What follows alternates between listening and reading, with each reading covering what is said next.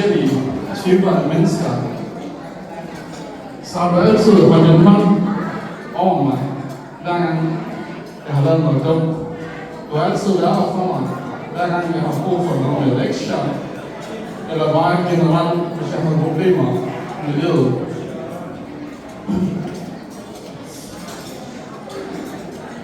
For mig står her i dag, så det jeg kan være glad for at se dig, som jeg har i dag. Jeg er meget glad og stolt på dine vegne.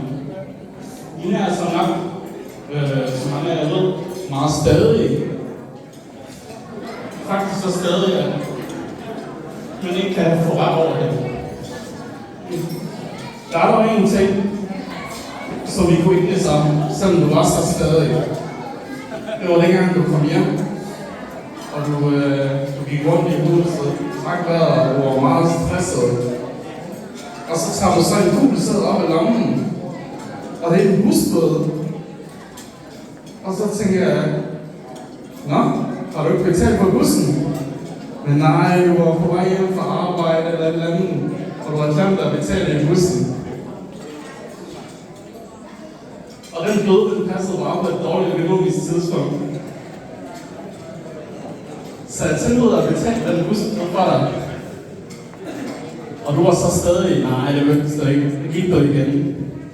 Men da du så 5 minutter efter kom tilbage, så sagde du, vi kan godt blive enige om, du må gerne betale den her. Det var det eneste tidspunkt, hvor vi blev enige. Men der er en ting, der er sikkert.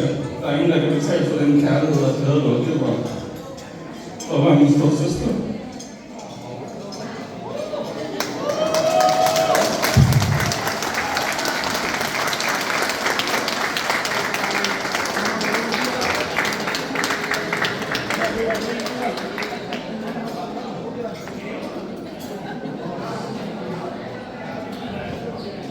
Og til Hav vil jeg gerne sige tusind tak for at holde min stadighed ud.